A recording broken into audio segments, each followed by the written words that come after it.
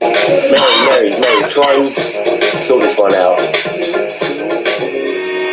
Let's talk about fish, baby. Let's talk about you and me. Let's talk about all the good things and the bad things that may be. Let's talk about fish.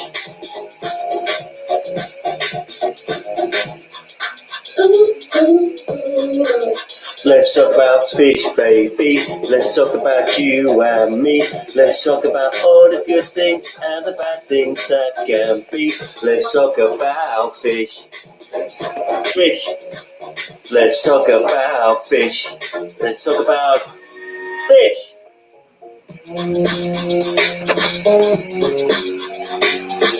Instrumental break.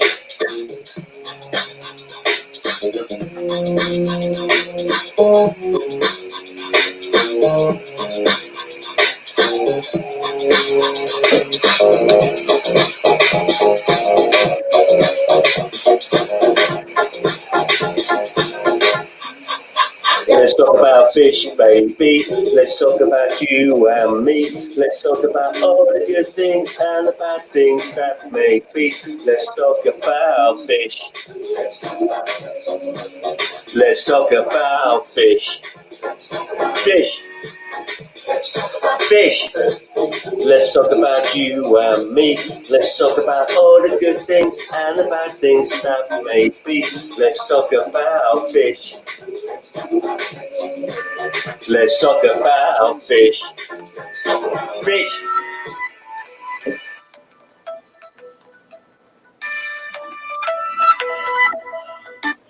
Follow fish. You got a phone call.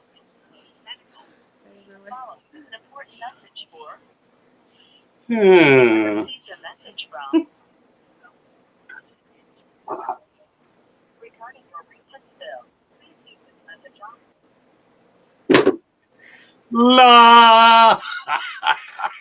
Hello, Joey. Hello, how are you? I'm good. How are you? Yeah. I'm laughing. I'm like, yep, phone call right out of the gate. Really? I got cold coffee. I had a customer walk in 20 minutes ago. She was having trouble with her goldfish. Oh, what kind of trouble? Well, she's got a couple of big ones. They're like a foot long in a pond. Yeah. And one of them has a growth on its side. Oh, get this. This was cool. It's cool. It's got a growth on its side. Yeah. That it's had for a year. It's bigger and littler, but mostly it just kind of stays there. So it's not bacteria. She went to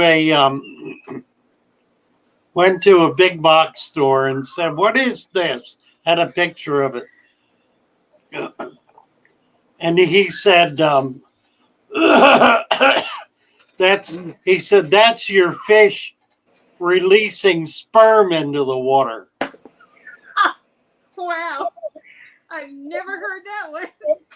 Isn't that amazing? Wow. I call it a tumor. Well, that's what I said. I said, in fact, it was. I was a little worse than that. I said it's cancer. Well, it's cancer. It's a tumor. Yeah, there's nothing you can do about it. Right. You could take him to a vet, and maybe he could take it off, and maybe he would live through it, and maybe he wouldn't. Right. That's about it. Yeah. But the best thing to do, he's had it for a year, just and nobody else has it. It's obviously not contagious, obviously not a bacterial infection. Right. So there's just really not much you can do about it.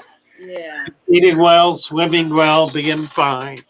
So the only thing that might have made a difference is if he was going to do the surgery to have done it when it was smaller. But hey, if you don't know, you don't know. Yeah, right.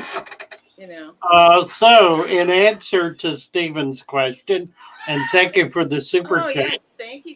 Yes, I did. Absolutely amazing. Those of you who are not on Discord, you're really missing out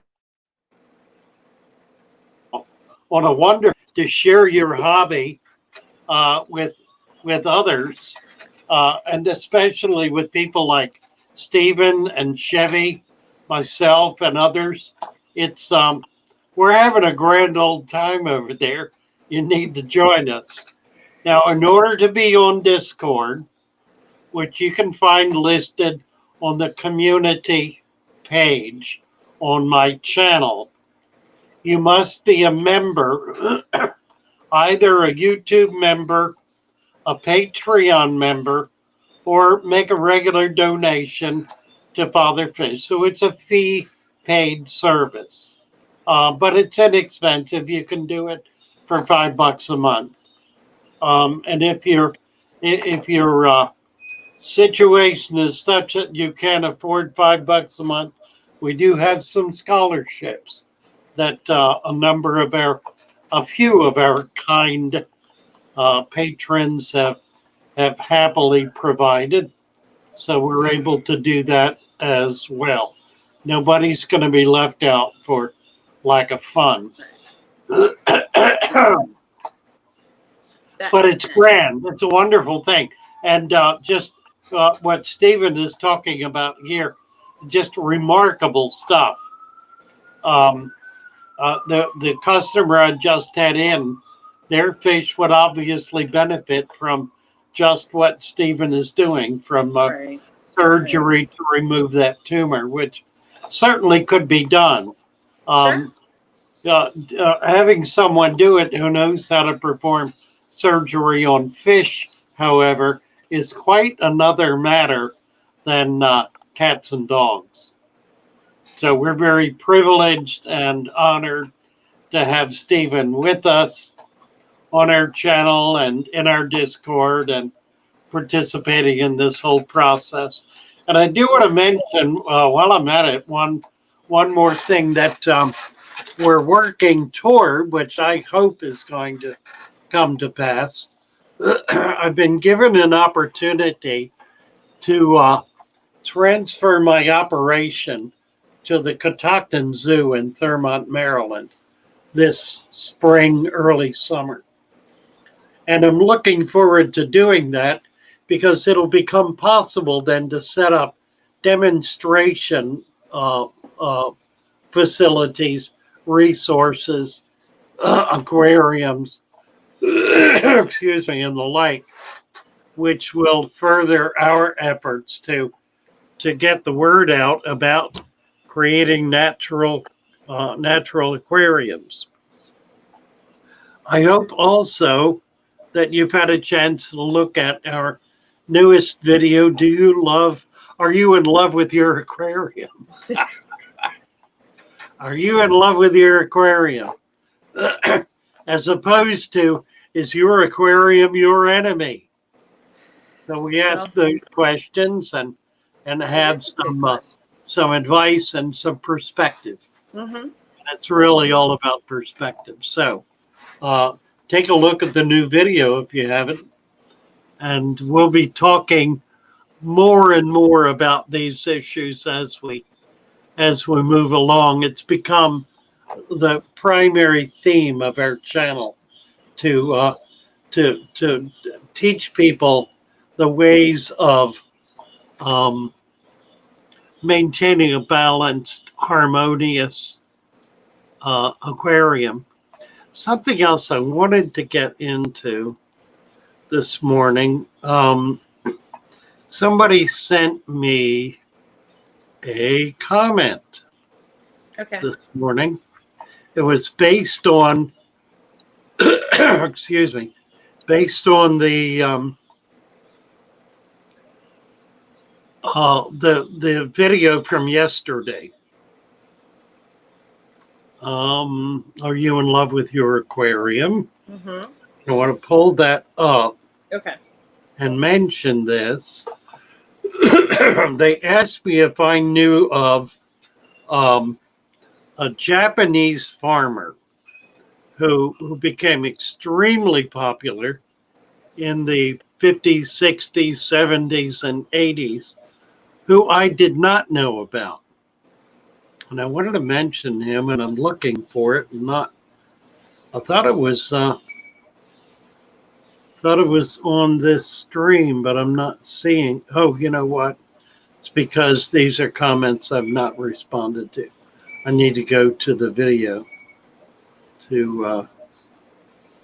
Yeah, you need to go into the video and get into the. Yeah. I need to go into the Yeah. video and find it. Hello there. Let me find this.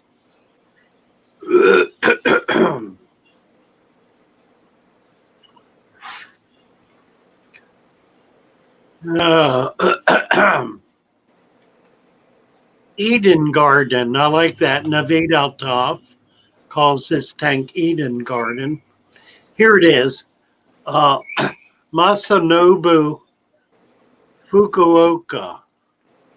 Masanobu Fukuoka. So I read about him this morning. And he's the father of the natural garden or natural gardening, which is not a system that has been popularized at all in American agriculture, but speaks to the very thing that we're trying to achieve here with our aquariums, which is to allow the aquarium to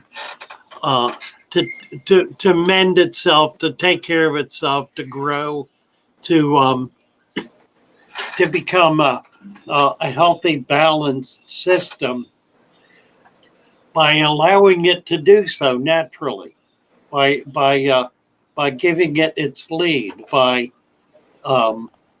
putting together the basic elements and then letting it carry on and do what it's going to do naturally. And that's very much what he was all about with gardening. So we now have a mentor, if you will, a guru. Although he was not talking about aquariums at all, the mentality, the attitude, the philosophy of letting it be was something he was very much committed to. So, and that's very much what we're committed to as well. So that's kind of interesting. Yeah. Masanobu, Masanobu Fukuoka, Fukuoka.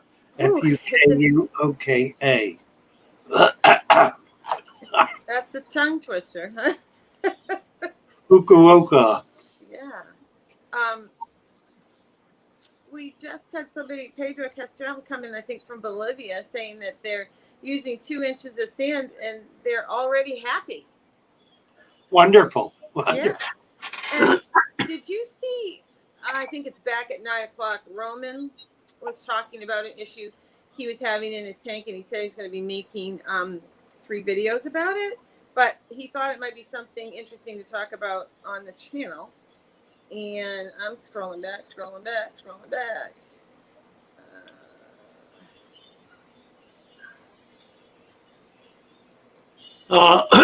Talking about aphids. Yeah, in his tank. Aphids took up residence on the floating plants in some aquariums.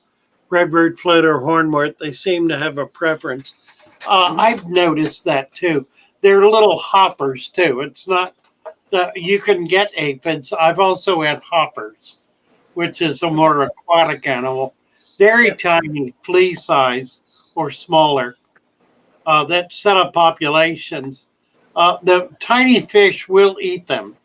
If they hop onto the water, you'll see little fish grab them. So, it's a healthy population. It's a healthy population to have. It's fairly uncommon, but I've had it a number of times. Don't know that I've had aphids.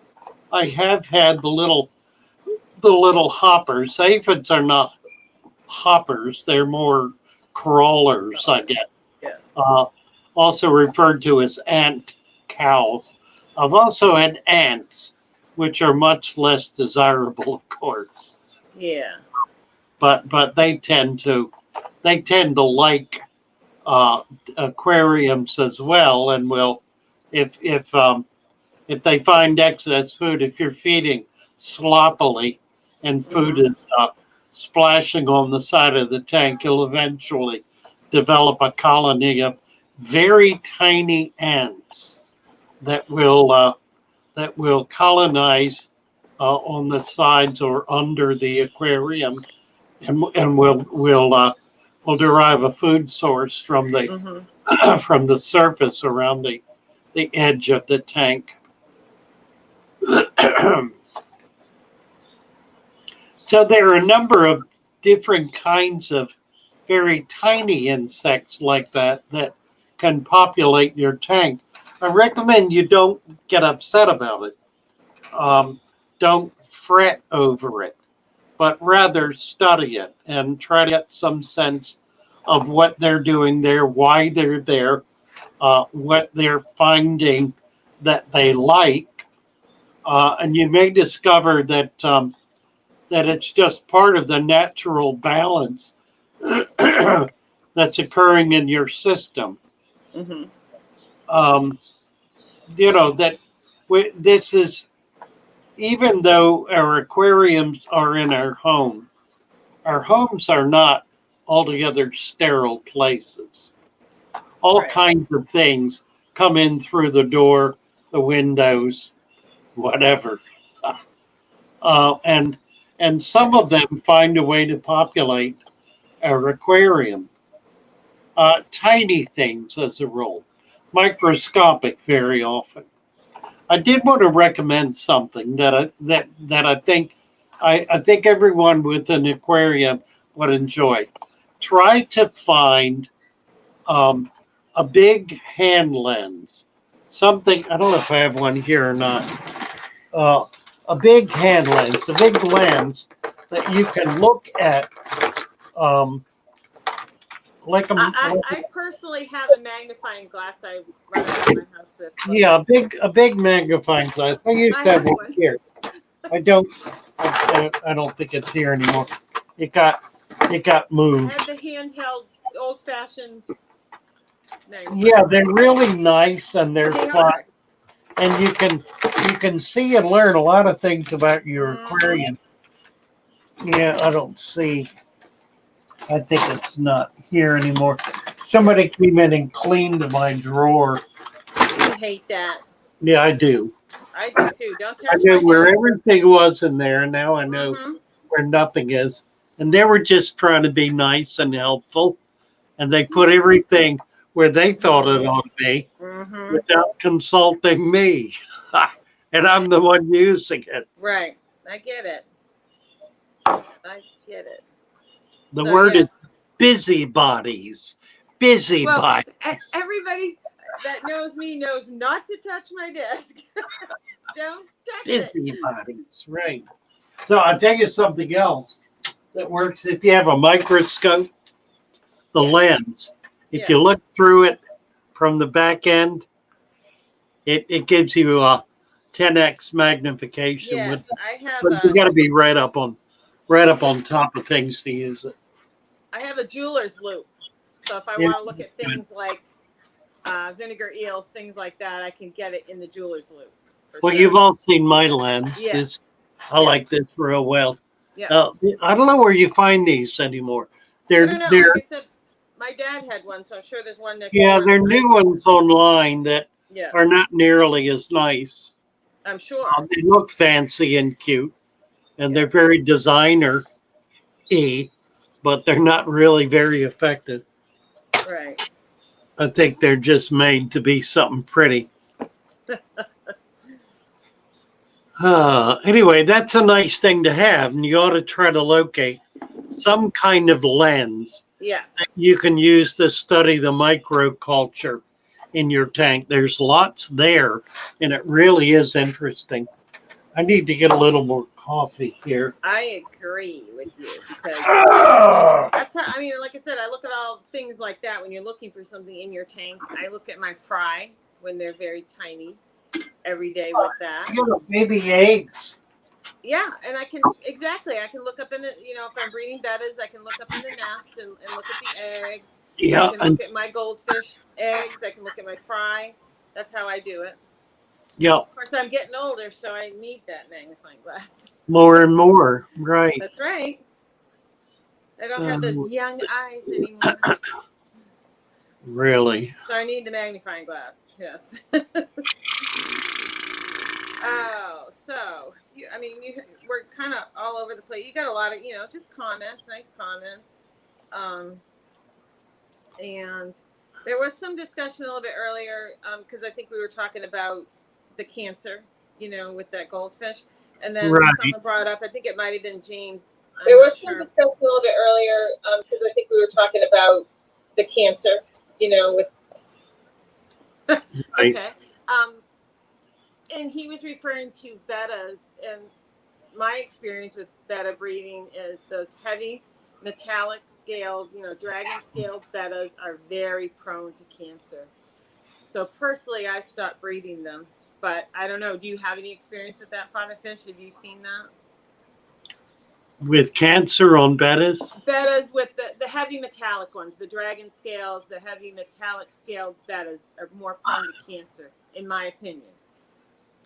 Yeah, I'm not. Yeah, I think a lot of it is just Oreo. Welcome, yeah. Oreo is our newest member. Welcome, Oreo. Nice to have you with us. And I love his icon. That's pretty cool. It's cute. Complete with mask. Why not? Funny stuff. Right. Balm. Thoughts on establishing blackworms in fish tanks? Just overfeed. If you overfeed with live blackworms, and you've got any kind of substrate at all, they will take up residence in the substrate. Those that are not eaten, and they'll do well until they're eaten. Yeah. Just don't go crazy. Don't dump half a pound of worms in your tank, because they do have a tendency to die off en masse. And if they do, they will ruin your tank. Yeah. So don't put a big clump of them in. Yeah, I've had a little bit of experience with the bettas with tumors. Yeah. I think you know there are different things you can do with it. Early on tumors usually are fluid, which can be lanced pretty easily. But generally, they then result in something more permanent and long lasting and problematic. I've tried removing tumors. Yeah. It usually results in the fish's death. It's difficult to really excise something like that out without doing harm. There are times I've been able to do it, but more often than not, I've not been successful. Yeah. Well, like I said, for me, I've just personally stopped breeding those heavy metallic scaled bettas, so I just stick with the others and don't have as much of a problem. Ashu is saying, what kind of live food would you suggest that's easy to culture? Well, the easiest is probably microworm. It's easy enough to culture. You need to keep up with it, though. Now, Joey has a way of doing microworm culture that lasts for a pretty long time. She uses a very deep medium. I've always used a shallow medium. She uses a deep medium, like 4 inches thick. Yeah. Well, because the worms live on the surface of it, and they gradually. Right, it gradually goes down. Yeah. Yeah, it goes down because they're eating the yeast that's being produced. So as that yeast is consuming whatever the material is, whether it's rice or some other kind of grain, the worms eat the yeast that's being produced, and they'll gradually work it down. But that seems to last for her a very long time. It does. Weeks or months. I do the mix of oatmeal and rice, and I cook it. I know some people do it raw, but I cook it, let it cool off, and then I set my culture up. And then I put in the culture itself, and then add a little yeast. And you're right, it lasts for months. But I do a really thick, 3 or 4 inches thick, and eventually it goes down. But it does. It lasts months instead of 3 weeks. Instead of a week. Yeah, mine typically lasts for a week because I do it shallow. Yeah. And I've kind of given up on it, so my next culture is going to be thick. Right. Yes, and I truly believe that the rice, with adding the rice to it, there's a lot less mold potential, because they can get moldy. Yeah, that's right. That's right. That's what works for me. So if somebody wants to try it, great. That's what I do. It works.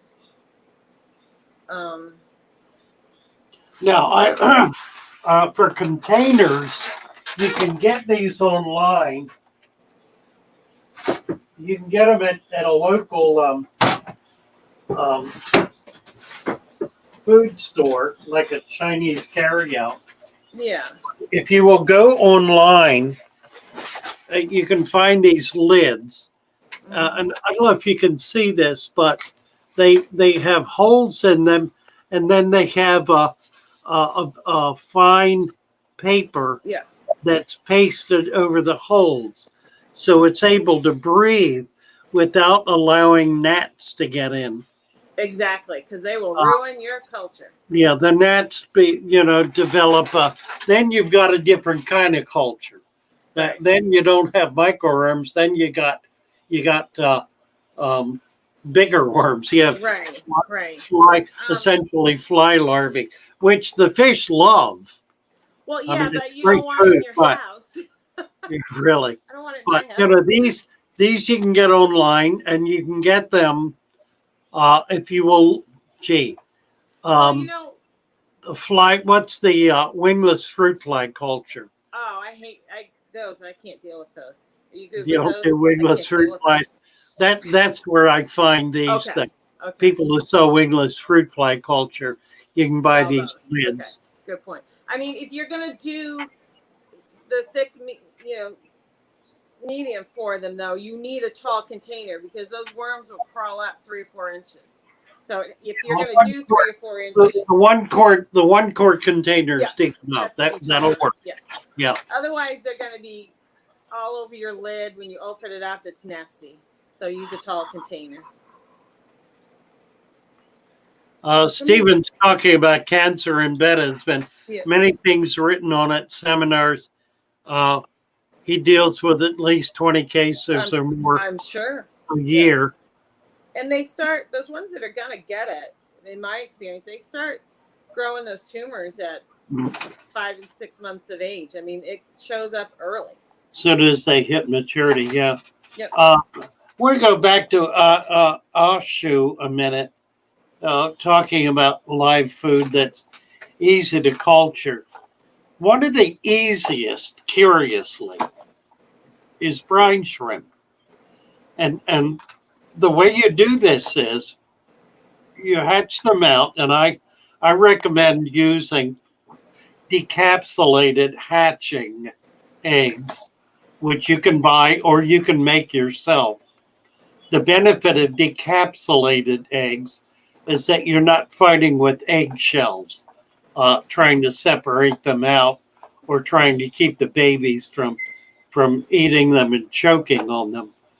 Decapsulated brine shrimp, and then after you've hatched them out and fed out the babies, that little bit that's left, if you will take it outdoors in any environment, dead of winter, outdoors, or maybe your basement, whatever, no, outdoors, and throw it in a tray, a trough, a box, something substantial.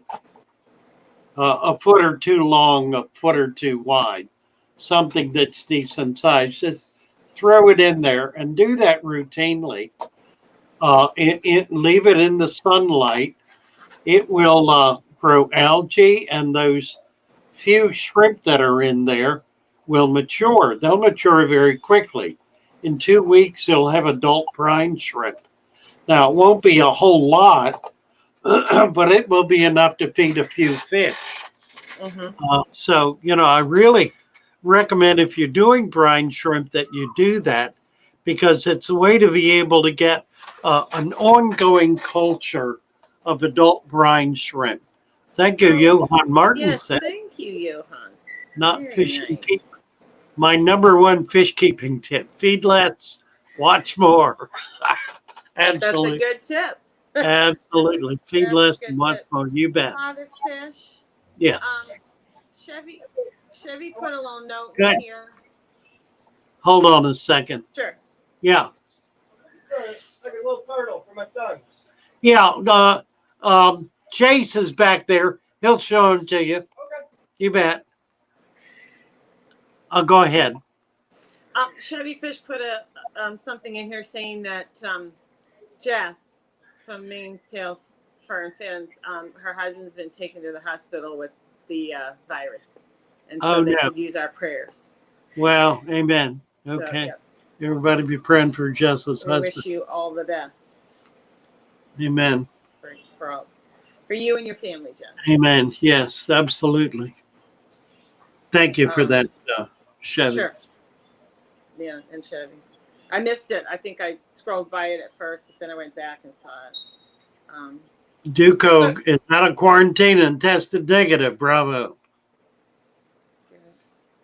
Mario is saying his Serpent or spawning Serpent Tetris. Oh, nice. That's a lot of fun. Yeah, that'll be really fun. Absolutely. Stephen, Green Machine Sweden. Most of the time, when someone's pH is high, it's because of the treatment used at the water plants, not what they add to it at home out of the faucet. Well water is ideal, but most people are on city water systems. Yeah, that's absolutely right. And that's true. Yeah. Yeah. Easy Aquarium says, in a deep bed soil aquarium, is it sulfate of iron that you add to your soil? I'm worried if I add much lime to that lime and bicarbonate, will it make my tank too alkaline? And I don't want my pH to go over 7. You don't want it to go over 7. Well, then I would not add lime or bicarb. Right. I mean, I usually try to get it up as close to 8 as I can. So if you want to keep it at 7, yeah, then adjust for that. So they would just want to go with the regular soil and no additives. Yeah, but here's the thing. No. If you're doing it the way I suggest, those chemicals are staying down in the substrate. They're not getting into the water column. They're not influencing the water column very much at all. Very little, I should say. So mainly what I'm trying to achieve is a base deep substrate rather than an acid deep substrate. Yeah. So, when you put things, if you're doing this right and capping with an adequate amount of sand, then the stuff that's down there in the substrate is really going to stay down in there. It's not going to have very much impact on the water column. There's a striation that occurs that keeps very much water flow from going on. It's part of the reason that people who oppose my system feel it's meaningless, because they say that the flow through it is so slow as to be meaningless. And my sense is that if it takes 10 million years for a mountain yards, then I really don't have a problem with mulm taking a year to get to the bottom of my substrate. I'm not setting tanks up for the short haul. I'm setting them up for the long haul. When I set up a tank, I set it up to keep it up Yes. indefinitely with no intention of breaking it down in 6 or 12 months. Now, if that's your goal, then that's a completely different matter. And I would not recommend soil in a deep substrate. In fact, I would not recommend a deep substrate at all, maybe a couple of inches of sand, but it sort of doesn't matter if you're going to be breaking your tank down in 6 months to a year, then it really doesn't matter how you set it up. Right. Because it's not built, it's not put together to last anyway. So you can do pretty much what you please, and you know, be all right with it. I'm not saying there's anything wrong with that. I'm saying I don't set tanks up that way. I don't recall that I've ever set a tank up with the idea of breaking it down in 6 months or a year's time. I know that the people who do competition aquascapes do precisely that. They spend 6 months or so building that aquascape, putting it together, and then they spend another month or two letting it grow out, 3 or 4, and do photographic work with it for the following 6 months, so that by the end of the year, they're ready to tear the whole thing down and do something brand new. That's a completely different approach than I'm suggesting here, and that I believe most aquarium keepers are interested in. Mm-hmm. We're trying to build a tank that's going to last for years, and that's really the function of the deep substrate, is to create an environment that will be able to sustain that aquarium not over the short haul, but over the long haul. 10, 20 years. It's not unreasonable to have a tank that'll last 10 to 20 years. If you set it up right, it will. What else you got there? Oh, I just got well, probably one that can just be a quick question, but Duco had asked if we use the same, deep substrate for a saltwater tank. Yes, And I do. And that's a yes. Yeah. And then I'm just well, you just got a lot of testimonials, but somebody asked if you could talk about Undergravel filters. I guess it was yeah, sure. Yeah. I've had a lot of experience with Undergravel filters. I don't use them anymore. And the reason I don't is because I'm focusing all of my efforts on creating long-term permanent displays. An Undergravel filter is not a permanent display. It is a short-term display.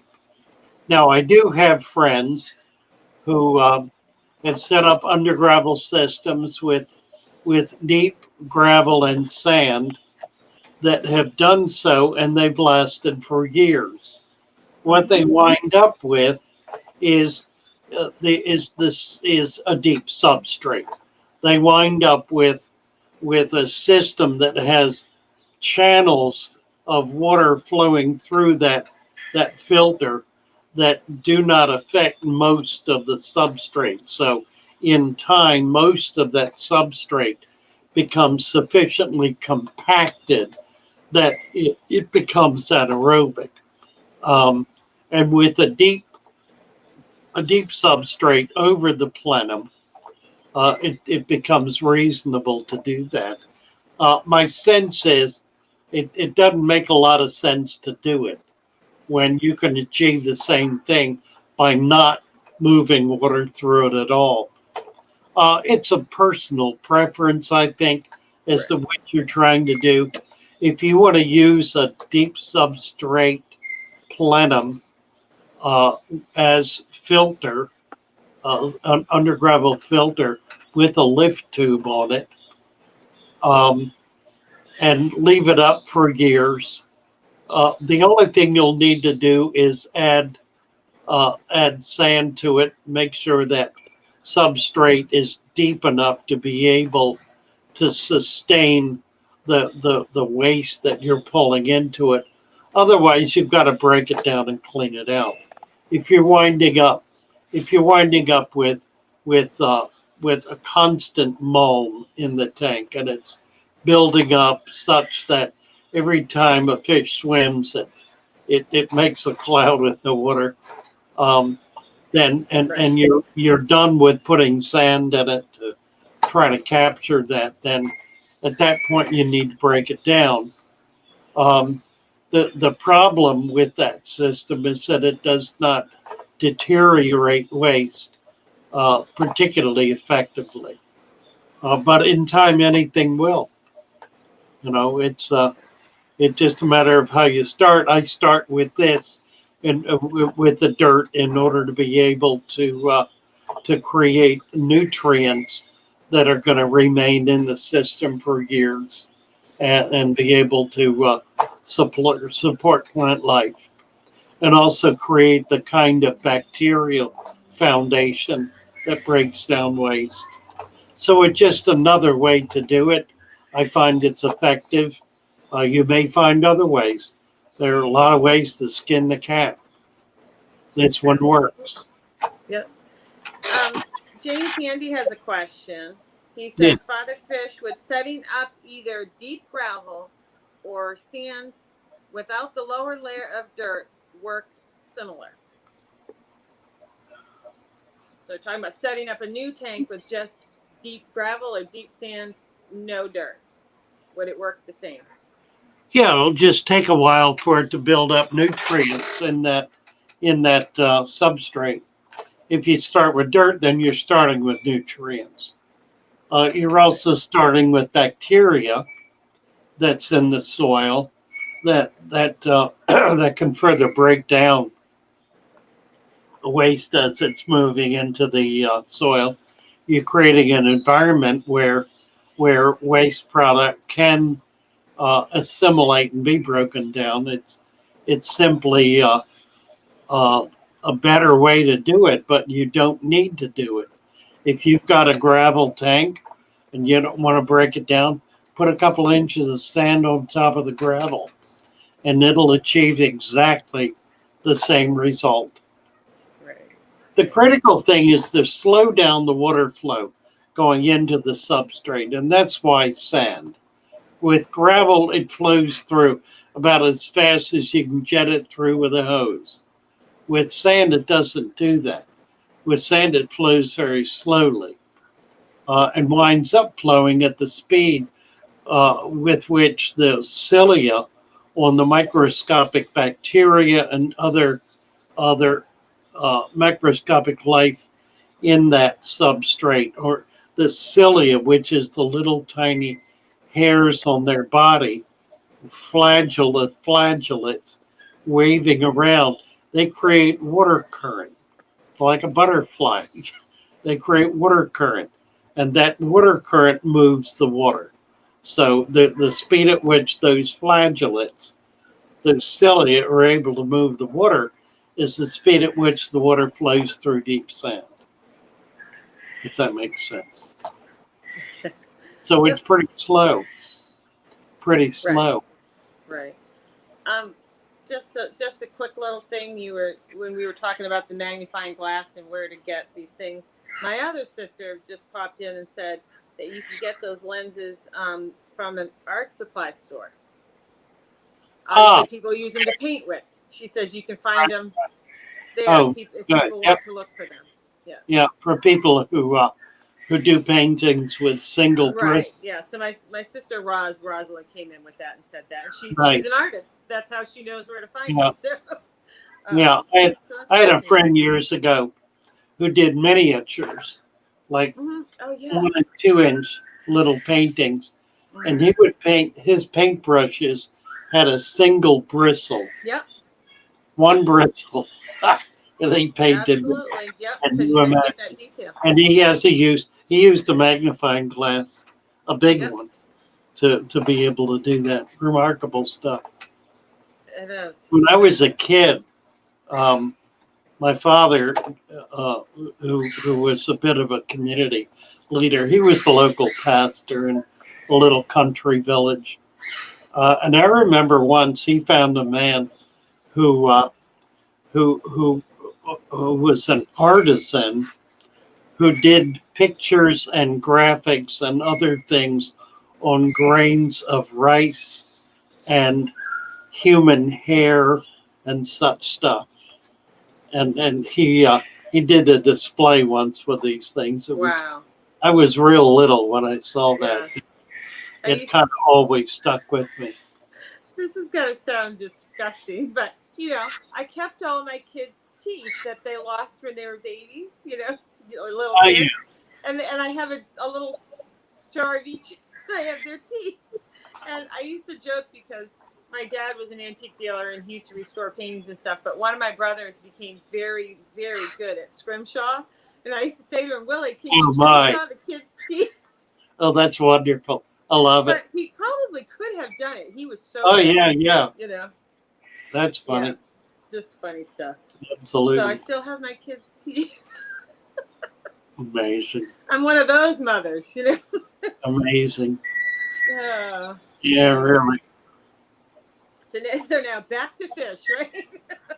Back to fish. Oh boy. All right. So you're getting just, you have the usual comments in here where, a lot of people have, taken on your method and added sand and their tanks are going great and you love to hear all of that. They love what you do, but I'm just scrolling, looking for an actual question. Somebody wants you to make a video on Undergravel filters. I doubt you. They want you to make a video setting up an Undergravel filter. I don't think I'll ever do that. Yeah, I was gonna say that's not really your thing. Yeah, I don't think I would ever do that. Yeah. I'm trying to get away from Undergravel filters. I know. Do not sell them. I do not recommend them. They're counterintuitive. Right. That makes sense. I mean, it's, something that's counterintuitive is something that makes a lot of sense that's really stupid. That's what counterintuitive means. Oh, what a great idea. Yeah. I'm going to try that. They kill themselves. Yeah. Yeah. So you have, another basic question, but it's water conditioners. Can someone give their opinion? On what? Water conditioners. Can you give an opinion on water conditioners? I'm assuming, dechlorinators. Is that what they're? Now, Green Machine is saying that they're great if there are issues with your tap water. Otherwise, it's just a waste. I think. Here, this is cute. Duco once, he says, I have 3 coolie loaches in my aquarium. Can they get trapped under the sand while I'm capping it? No, they cannot. They'll move out of the way. They will be just fine. They're pretty smart, yeah. Thank you, Father Fish, for your answer. Easy aquariums. I do want a long-lasting aquarium. I know my water will be 7.0 out of my tap, so I don't want to fight it. If I add lime, I'm going to give it a go. Thanks. Akalash, I saw a video wherein the YouTuber said that chloramine is chlorine and ammonia. Conditioners break down chloramine and ammonia remains. So does one need to use conditioner and then move ahead? That's a really good question. A chloramine is a complex molecule that's comprised of ammonia and chlorine. It's used by some municipal water systems, the lazy, irresponsible ones, who are convinced that it's vitally important to keep poison in your water permanently, such that chlorine, which in its natural state is a gas, and gases off at room temperature, remains nonetheless in the water while the water is in the pipe. But then when it's put in a glass or a container, the chlorine evaporates. It gases off, leaving pure water, albeit treated water. It's treated by that chlorine, but the chlorine gases off. Now, it doesn't do it instantly. It takes a little time for that to happen. The water has to come in contact with the surface. The chlorine molecule passes off into the air because it's lighter than water, and the oxygen is dissolved into it. When you add ammonia to that, it forms a liquid molecule. Chloramine is a liquid molecule that does not gas off. It stays in the water. Essentially, the chlorine is saying, gotcha, and holds it in the water. So when you put a chlorine remover like sodium thiosulfate or vitamin C or whatever you use in the water, it will, in sufficient quantity, it will break that molecule. And the chlorine will be able to be released into the air. The ammonia will stay. Now, it's not enough ammonia to create a problem in your water column, and it will precipitate. It'll precipitate into the substrate. It'll be consumed by plant life, by nitrifying bacteria, and so forth. So it will be dealt with in the system. So you need not treat for the ammonia. You do, however, need to treat for the chlorine. Ammonia is extremely toxic. I recommend that you never, for example, use a glass cleaner that contains ammonia. The action of ammonia is rather bizarre. If you spray on the outside of your glass a window cleaner, a glass cleaner that contains ammonia, that ammonia will crawl up the tank. And when it hits the top of the tank, it'll roll over the top and fall into the water and will kill your fish. Don't use it. It really does do that. It really does. It's insidious stuff, ammonia. It really does roll up the side of the tank and fall over into it and poison the water, poison the fish. Mm-hmm. I've had it happen more than once, either through my own stupidity or someone else. I would say, speaking from experience, Like, and that's really what a lot of this is. yeah, you bet. You bet. I only say these things because I have failed at all of it. You've walked the walk. I guarantee you, I've made more mistakes and killed more fish and fouled more tanks than any 10 of you combined. We've all had our moments. And some of them are out of our control. Just your power goes out and you end up in a problem. You have a question from Liz, King of Hearts. When adding capping sand of 2 inches to a mature 2-year-old deep gravel tank, 10 to 20 gallon tanks, should the many snails I have be okay out of the sand bed I'm adding? Basically, once she pours that in there, are the snails going to be okay? Yeah, they will. If you want to do it slowly, add 1/4 of an inch of sand a week. That's a happy way to do it. If because that does allow some of the oxygen demanding substrate critters to come up to Get the out. surface. Yeah. A quarter inch at a time. That works real well. Yeah.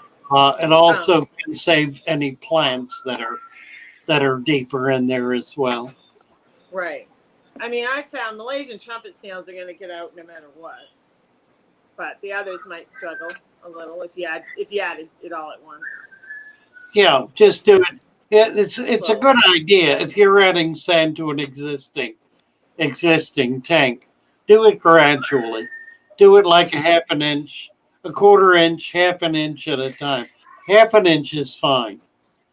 Maybe every 2 or 3 days, add half an inch of sand, or once a week, half an inch of sand, and then do it over a period of time. You'll get where you need to go, and it'll be less stressful on the animals living in the substrate. Yes. They're listening to me.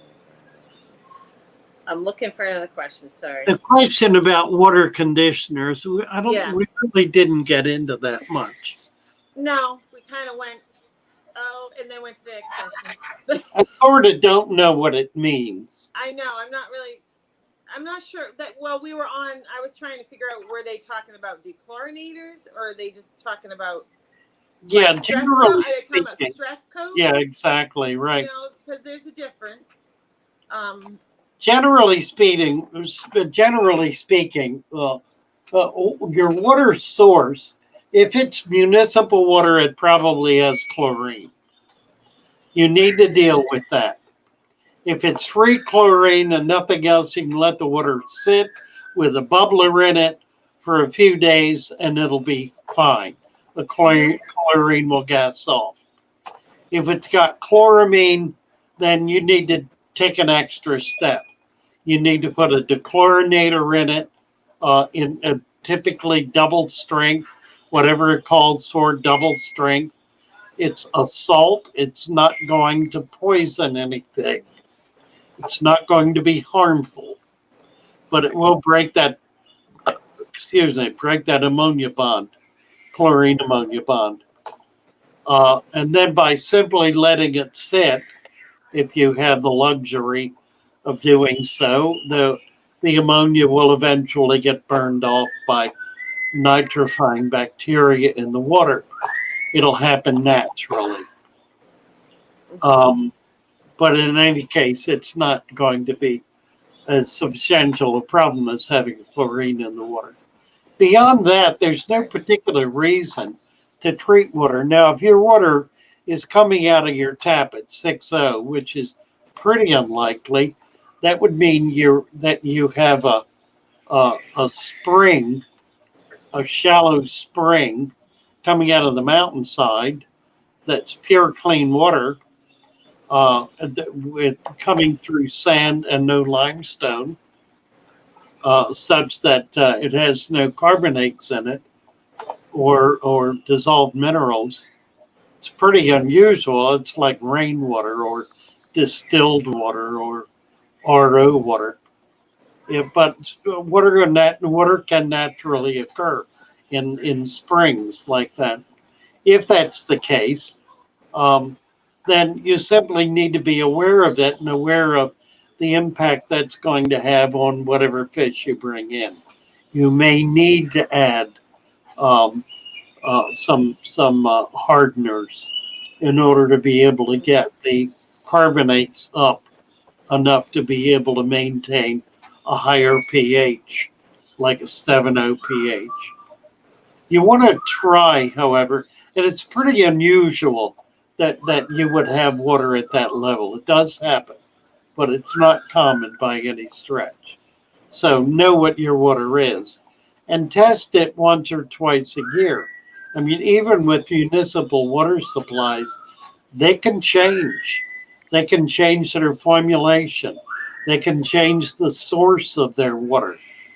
They can, and that will change the parameters of the water. So try to keep an eye on it. You don't have to test it weekly or monthly, but every few months, every 6 months or so, just check and see what the water parameters are coming out of your tap. You may be surprised one day to see a substantial change. Then you can call the water cabinet and say, "Hey, what's going on? You're killing my fish." You know, like. Yes. But That's the thing. generally speaking, there's no particular need to treat water unless there's some particular need to treat the water. Water is water, and it's going to be fine, unless there's something about it that is not fine, like chlorine or like a very, very low pH or whatever. Or if they're adding chloramines, there's, Yeah, that's exactly. Right. a different, Yeah. approach from there. Thomas, Yes. I want to find something shallower or front to back. Those boxes are too big. If we pour a bag of water in, it's only going to be that deep. Talking about those things? Yeah. Find something that's like 2 inches deep front to back. Doesn't Right. have to be big at all, but something smaller. You kind of want something like that shape, right? Yeah, maybe. That's what I was saying. Maybe a Rubbermaid dish might be our best bet. Yeah. So They're pretty clear, actually. we're going to be doing an unboxing a little later. We got a big shipment of fish in. All the good stuff didn't come in, of course. Of course. We found a couple of fish with Dick in the glass pyramids. It's just one tank. I think it's looks like a little jaguar cichlid. I'm not sure what it is. Oh, on that side. Yeah. There should be. Now, you don't want to put heater in the tank necessarily. You want to heat the vat. The vat is being heated. We're just moving a heater from a different tank into that one. I was Okay. showing Chase how to do All right. it. Yeah, So, that's fine. So Duco has a question. It says, I have a 30-gallon lung, which is an 8-gallon tank, with some shrimp and snails and deep substrate and loads of plants. I have lights on for 10 hours, but it also has some sunlight on it. Should I decrease the light time? Well, what's happening with your plants? Are they doing well? Are you getting? Are you having problems? If you're not having problems, then I would just keep doing what you're doing. Right. You know, Right. if you start having problems, then you can adjust it up or down. My theory is that there's nothing you can do to duplicate sunlight.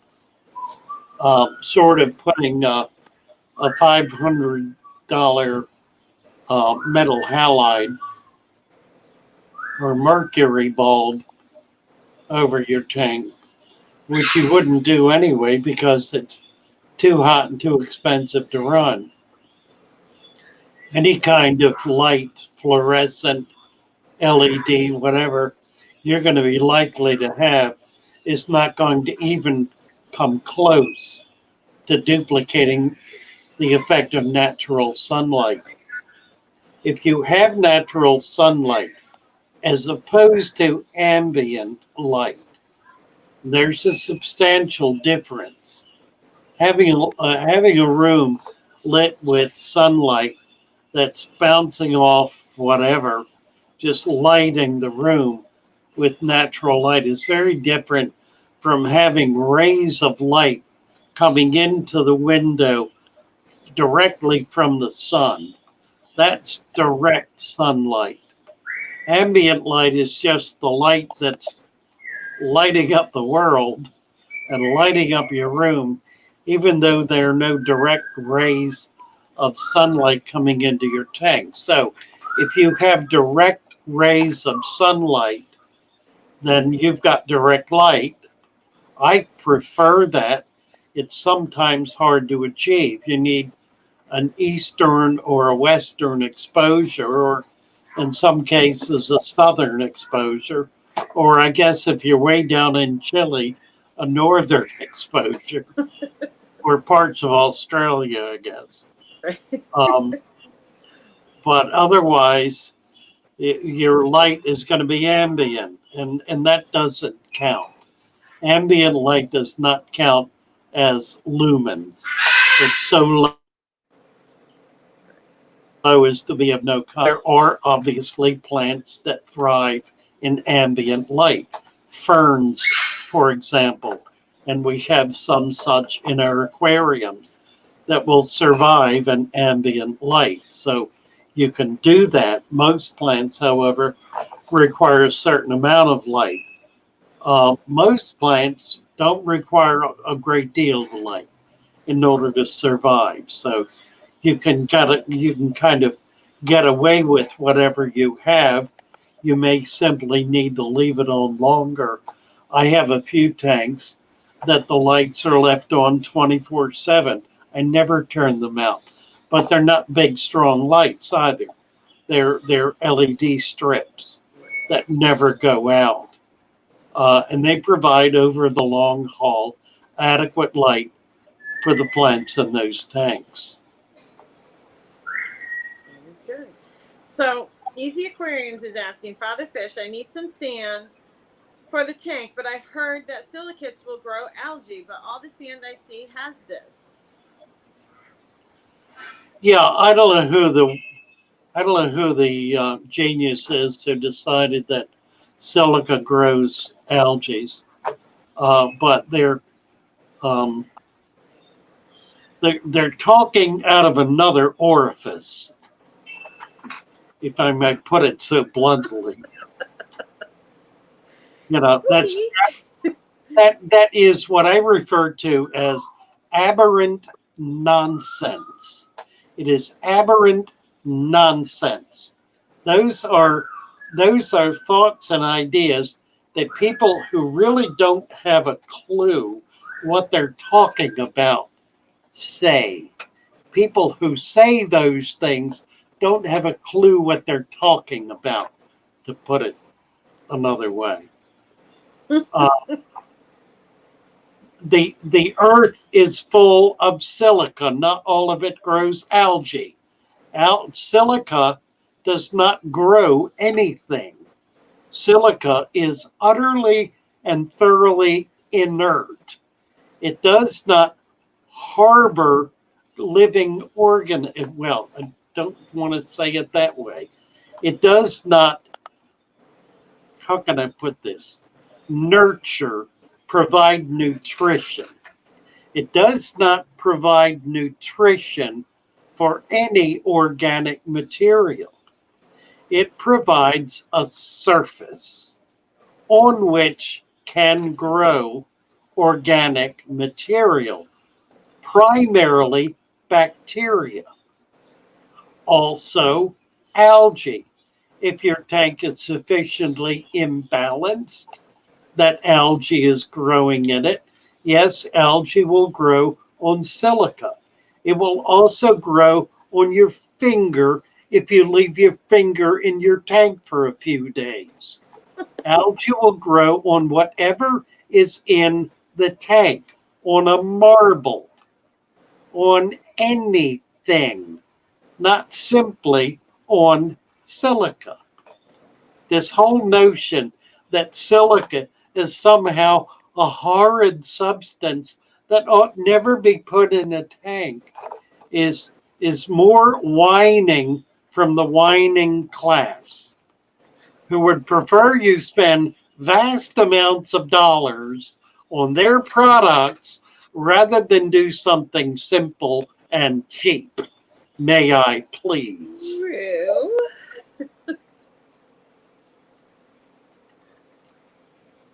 There's the point.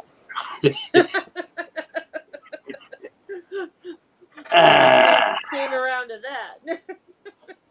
We hit it again, didn't we? From another angle. Mm-hmm. Sure. What else is going on? Somebody's asking what kind of birds you have chirping in the background. Well, I've got quail. They're doing that funny little that weird little sound. Those are quail. I have parakeets who are keep, keep, keep, keep, keep, keep, keep, keep. I have what else have I got? I have an African gray parrot that chatters and talks a little bit. and there is a green and yellow macaw. I That's was gonna say, the big he noise maker. I was gonna say, he talks more than a little bit. Yeah, he's the one that chatters with us every morning and every evening. Gator. Gator's loud. Gator, right. The two big birds are guests in my home. Yeah. My home being the shop. They're owned by a man who has had them for 20 some years. Just sold his home, is living in a little apartment while he builds a new home. And he could not keep the birds in his little apartment, mainly because the macaw is much too noisy. So he's parked them here at a small fee for the duration, and God knows how long that's going to be. I don't think he started building yet, frankly. So this could be a while. Anyhow, they're nice birds. They're Dusty is the gray, and Gator is the macaw. Well, Dusty is clearly not as loud because you're only ever yelling at Gator. That's true. Dusty is not loud at all. It's always Gator that's getting Right. yelled at. Oh, all right. Somebody's saying, Father Fish, thank you for reminding me that fish don't need to make a company rich. That's true. Do your birds take dust baths like chickens? I don't know. I try to Right, maintain water baths. I'm sure they do. I'm sure the quail would. Yeah. I'm not sure about the parrots and stuff. I don't know. How does one cure ick in cold water? Here we go. Akaler's Tapa. Good question, Here's TJ. your question. How does one cure ick in cold water? With poison. You do it with poison. If you've a mind to poison your tank, you can kill it with poison. Or you can raise the temperature to 86 degrees, and that'll do it too. If you insist on having cold water and you have ick, you're going to have to poison it. Be careful. So, yep. And you recommend a safe long-term option to lower tap water pH. Lower. I don't ever try. Yeah. Yeah, there is a safe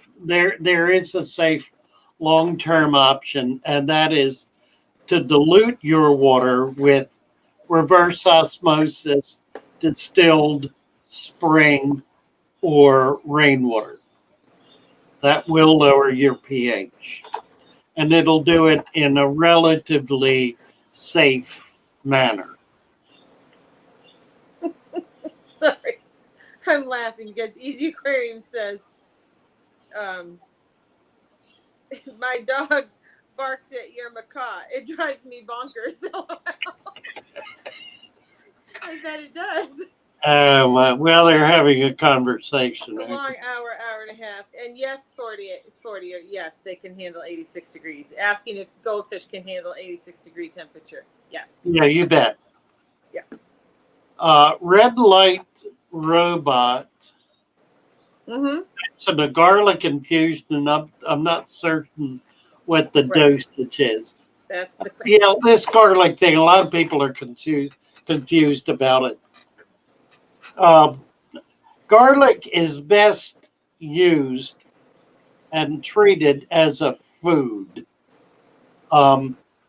Its primary, most effective use is to get it in the fish's gut in order to probiotically control bacteria. So if you have a liquid garlic, you can mix it in with their food. If you can make a paste out of it, mix it in with food. such that they eat it, in that case, you're going to be using very, very tiny amount, and they will eat the garlic. They'll eat it. The fish will eat garlic. They seem to like it. So if you make a paste out of it and just put tiny amounts in the tank, you'll find they will eat it. Beyond that, there is some use uh, of garlic as prophylactic in your aquarium. I don't particularly recommend its use that way. If you're careful with it, put very small amounts in, it cannot at least have a negative effect and may have some positive effect, particularly as it's consumed by other microscopic creatures and kind of reaches into the the the world of otherwise microscopic life. Primarily use it as a food, secondarily as a prophylactic, but gingerly in tiny amounts. Don't dump yeah, a big garlic clove in your tank and expect it to do anything other than rot, because it'll do that all right. And I'm just gonna go back to we touched on the goldfish thing for a minute, but I recommended they bring it up over 12 to 24 hours, bring up the temp. Someone else mentioned the aeration, and yes, increasing aeration if it's a heavily stocked tank, and they can actually take that temp for a long time. So if you need to keep it up for a few days, if you're truly having an ick problem, they'll be okay. You can, if you just bring it up slowly. Yeah, Pedro is suggesting using ascorbic as a dechlorinator. Yeah, it does work as a dechlorinator. Yeah. And So I would do that as a kind of an extreme measure if you haven't got anything else. And someone else was, sorry, I just saw the question. I don't remember who it was, but they were asking about if they needed to harden the water because they're using rainwater. Oh, yeah. For their tank, which would be typically very soft. Soft and acid. Yeah, I would. Right. Soft yeah, and acid, that's problematic. Yeah. Yeah. Why are you doing that? Is that the only time to use rainwater is if you've got fish? In fact, I got some today. See if I have the list here. No, it's not on that list. Where is that list? I got some gouramis today that are wild caught from Borneo. Oh. Don't have my list here. That's Now, interesting. they did come in. It was not one of the things that got scratched. That, yeah, that we'll be showing them. They're similar to a chocolate gourami. Really neat little fish. Oh, nice. What are they again? They're what? I don't remember the name. Okay. And my list is not here. The guys have. Okay. So I got to get out and work on that. We're gonna have to cut this off. I got two boys out there waiting for me. All right. Rohan wants to know if his black skirt tetras can live in a 4x4 without water flow outside.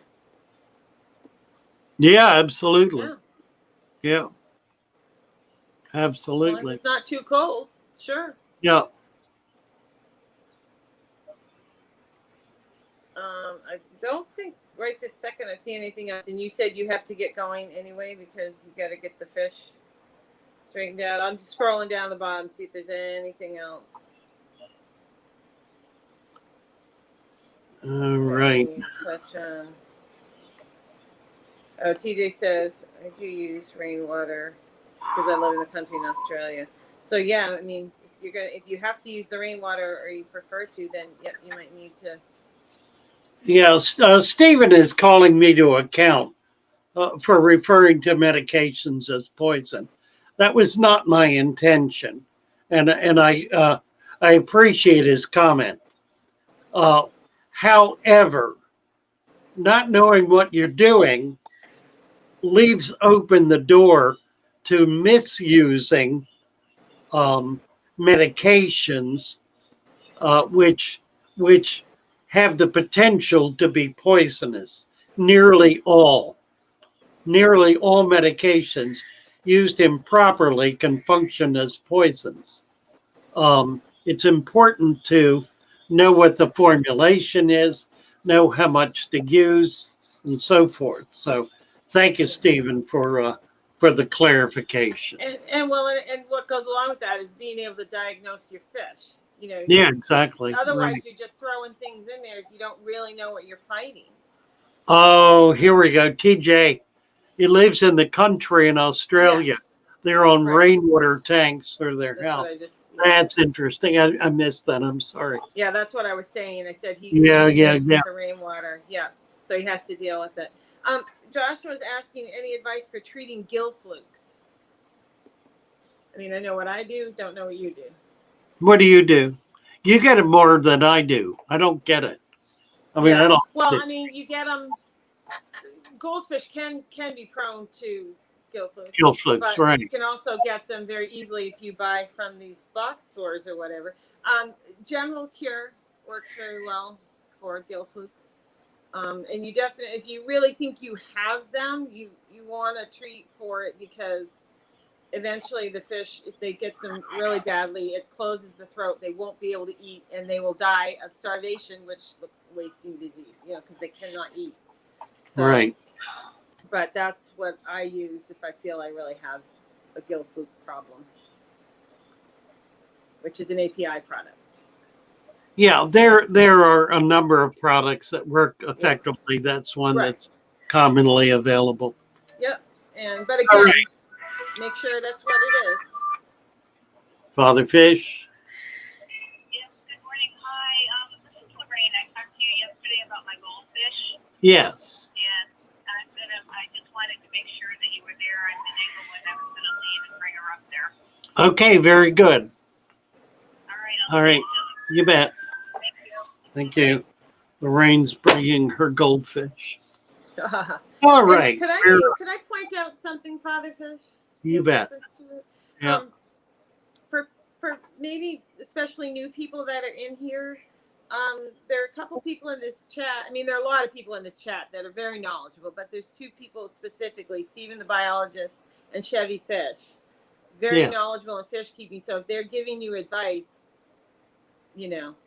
it's good advice. Yeah, that's right. Yeah, no, I take those two very seriously. Yes. But for a newcomer, they might not be aware of, how talented they absolutely. are, as well as others in this chat. There are many talented fish keepers in here. You bet. You bet. Great place to be. Somebody will help you if you have a question. If we don't see it, somebody will help. So anyway, so you're getting ready to say goodbye. Hi, J Doug. Yeah, I'm trying to get to some music here. Some music up? Okay. Thank you everyone for coming in, and you had your new member today, which is very nice. Yeah, it was very nice. And a lot of good questions. Enjoyed having you all. Always good questions. Yeah. Yeah. Fun day. Okay. The fish.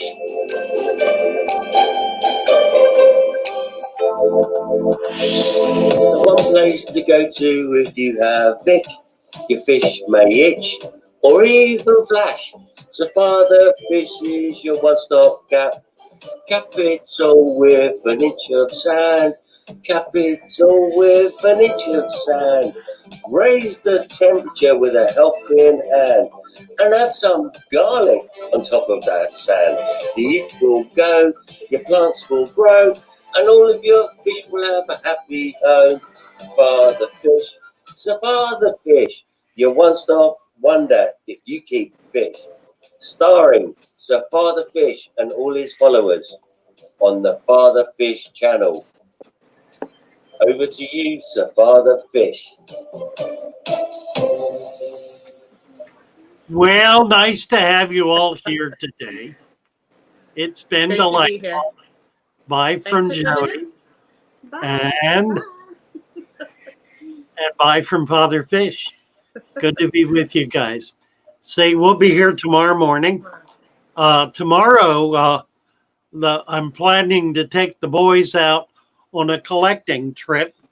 Oh, We're nice. gonna get up north of here, Longboat Pass, and see if we can get into the salt water and try to get some shrimp and other critters for our saltwater systems. Oh, And I know there's been a lot of interest in doing saltwater tanks, so we're going to do yes. that. There has been. We'll be doing that this spring, more and more of it. All right. And if you haven't hit the thumbs up, can you do it on your way out for Father Fish? Yeah. Thank you all. Take care. Bye for now. Thank you. Bye.